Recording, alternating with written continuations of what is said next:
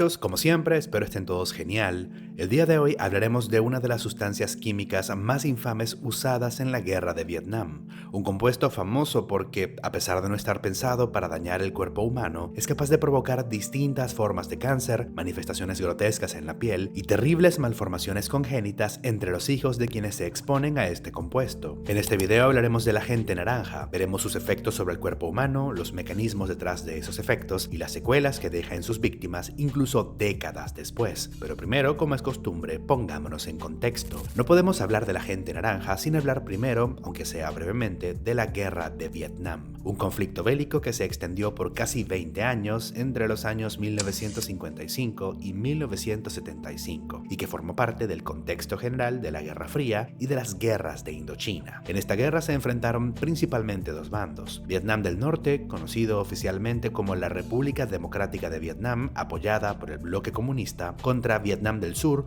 oficialmente la República de Vietnam, apoyada por el bloque capitalista, principalmente los Estados Unidos. Fue una guerra que estuvo marcada por el uso eficaz del terreno selvático y de las tácticas de guerrilla por parte de Vietnam del Norte, lo que, sumado al apoyo de otros países, les permitió hacerle frente a la potencia militar de los Estados Unidos. Como ocurre en todo enfrentamiento, el control del terreno es clave, pero es algo que se hace particularmente difícil en las junglas monzónicas de la península de Indochina donde se ubica Vietnam. Y es por esta razón que las Fuerzas Armadas estadounidenses comenzaron a desarrollar todo un conjunto de herbicidas capaces de eliminar rápidamente la maleza y la vegetación. Así nacieron los llamados herbicidas arcoíris: el agente verde, el agente rosa, el agente púrpura, el agente azul, el agente blanco y, sobre todo, el más usado de todos, el agente naranja. Todos ellos llamados así en función de los colores usados para marcar los barriles en los que se almacenaban. Así que, de plano, no estamos hablando de un arma química, sino de un herbicida, específicamente de un defoliante. Es una sustancia capaz de inducir la caída de las hojas de las plantas, al inducir que ésta genere una gran cantidad de hojas nuevas, pero deformes y disfuncionales, que se caen con facilidad. Este conjunto de herbicidas arcoíris fueron desplegados en lo que se conoció como Operación Ranch Hand, a través de distintas maneras, pero sobre todo a través de aviones cargados con estos compuestos, aunque también se usaron aspersores de mano y helicópteros en menor medida. Más allá de acabar con la vegetación que servía para cubrir a los soldados norvietnamitas, los herbicidas arcoíris también tenían el fin de eliminar campos y cultivos, con el fin de denegarle posibles recursos al enemigo, pero también para inducir a la población rural, a través del hambre, a migrar a las ciudades, generalmente controladas por Vietnam del Sur. Se usaron aproximadamente 77 millones de litros de esta familia de herbicidas, no solo en Vietnam, sino también en países vecinos como Laos y Camboya, pero también en la zona desmilitarizada que separa a Corea del Norte y Corea del Sur. Ahora, el uso de herbicidas en la guerra es algo de plano controversial y éticamente cuestionable, pero de lo que hay antecedentes previos a la guerra de Vietnam. Por otro lado, para bien o para mal, no se trata de compuestos orientados a dañar el cuerpo humano, sino para interferir con la fisiología de las plantas, y en la época era ampliamente asumido que estos herbicidas no surtían ninguna clase de efecto relevante sobre nuestra fisiología. Lo que no se sabía cuando se desplegó el agente naranja es que este terminaría provocando daños duraderos en la forma de distintos tipos de cáncer, que con los años comenzarían a afectar tanto a la población vietnamita como a los soldados estadounidenses encargados de manipular este compuesto. Más allá de esto, también comenzó a hacerse evidente que los descendientes de los afectados corrían un riesgo elevado de sufrir distintos tipos de malformaciones congénitas, como el labio leporino, el paladar hendido o la espina bífida. Sin embargo, y a pesar de lo que uno podría pensar, el problema realmente no era el agente naranja en sí mismo. Este herbicida está formado básicamente por una mezcla de dos moléculas, el ácido diclorofenoxiacético y el ácido triclorofenoxiacético, dos sustancias que, a pesar de tener una cierta capacidad para provocar intoxicación aguda, es decir, en el corto plazo, son clasificados apenas como probables cancerígenos. El verdadero problema con el agente naranja, de hecho, era un compuesto que se coló a modo de contaminante junto con la mezcla herbicida, una sustancia altamente genotóxica, capaz de dañar el ADN de nuestras células, conocida como tetraclorodibenzopedioxina, la más potente del grupo de sustancias conocidas como dioxinas, y que es la verdadera causante de los daños genéticos que explican los efectos del agente naranja en nuestra salud. Así que, si queremos entender cómo funciona el agente naranja en nuestro cuerpo, realmente hay que comprender cómo nos afectan las dioxinas. Y para esto tenemos que hablar del concepto de xenobióticos.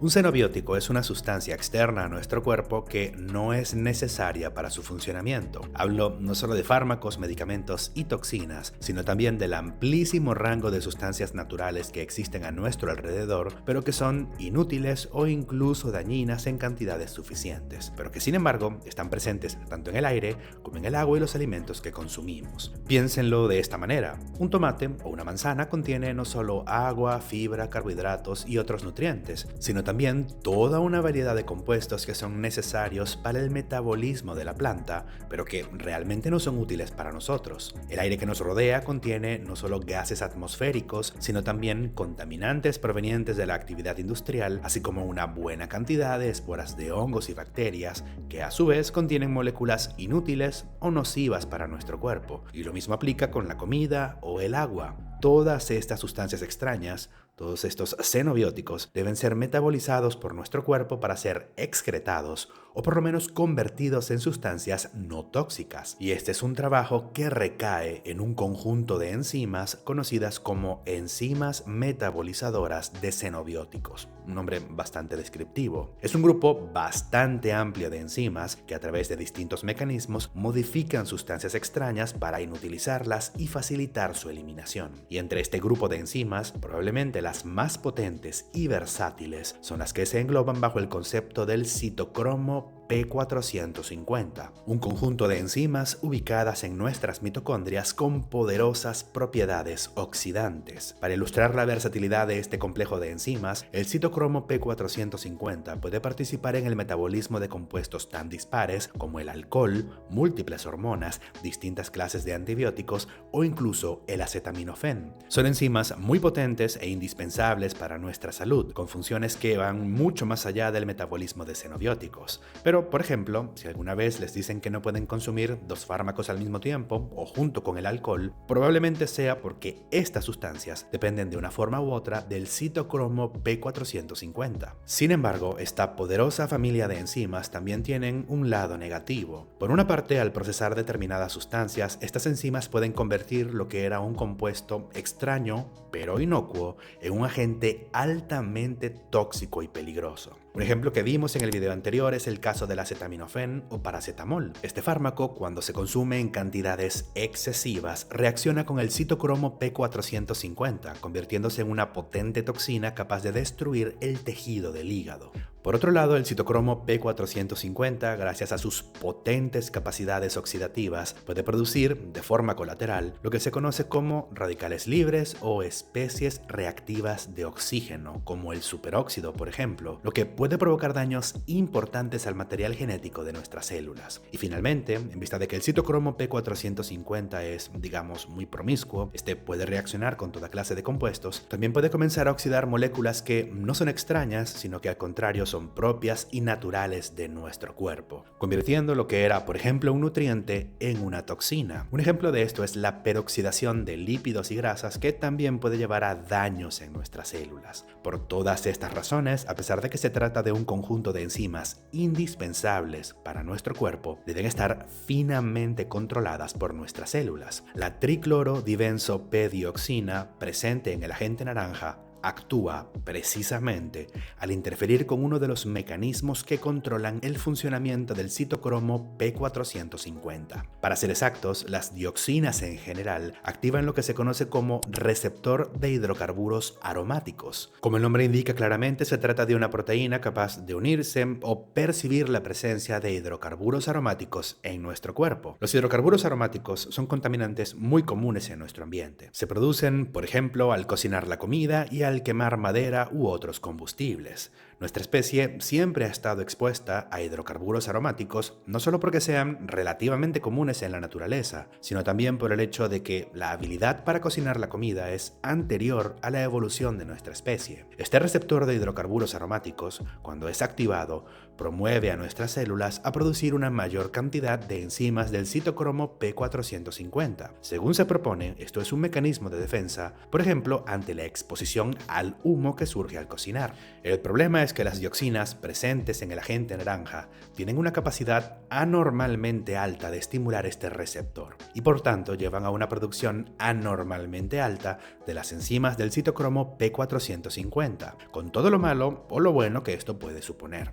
Es lo que en farmacología llamamos un inductor enzimático. La triclorodibenzo-P-dioxina es, de hecho, el inductor enzimático más potente conocido para el citocromo P450. Solo para que quede claro, las dioxinas presentes en el agente naranja estimulan al receptor de hidrocarburos aromáticos y este a su vez lleva a una producción excesiva de las enzimas del citocromo P450. Las mayores concentraciones de estas enzimas llevan a que éstas comiencen a interactuar de forma anómala con los componentes naturales de nuestro cuerpo, produciendo una cantidad aumentada de radicales libres y de otros compuestos tóxicos que a su vez van dañando el ADN de nuestras células. Es un mecanismo de acción complejo y bastante indirecto, pero espero que se haya entendido. Ahora, hay que tener en cuenta que las dioxinas presentes en el agente naranja son lipofílicas, es decir, se disuelven fácilmente en grasas.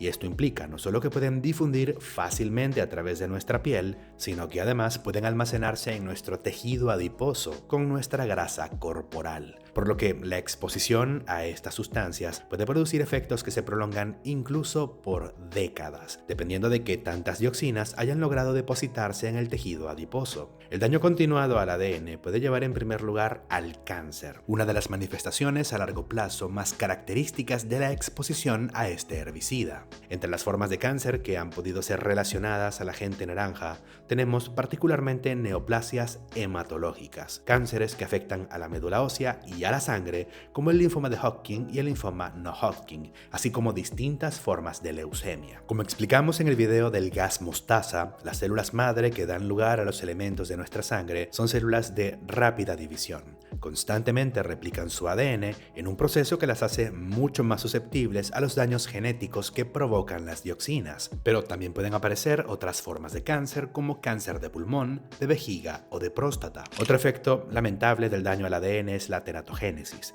la aparición de malformaciones congénitas entre los hijos de aquellas personas expuestas al agente naranja, particularmente las mujeres. Entre las malformaciones congénitas más comunes tenemos al ya mencionado labio leporino, el paladar hendido y la espina bífida, pero también a la anencefalia y el hipospadias, del que no mostraré fotos para evitar problemas con la plataforma, pero digamos que la uretra no está donde debería en los hombres. Ahora, no todo se puede explicar sencillamente a través del daño en el ADN, y es que el receptor de hidrocarburos aromáticos está implicado no solo en el control del citocromo P450, sino que además también cumple un rol regulador sobre ciertos factores de crecimiento, como el factor de crecimiento transformante beta, que es necesario para el correcto desarrollo del feto en la gestación. Y esto, en parte, también explicaría las capacidades teratogénicas de las dioxinas. Más allá del ADN, el agente naranja tiene otros efectos grotescos que no son tan sencillos de explicar.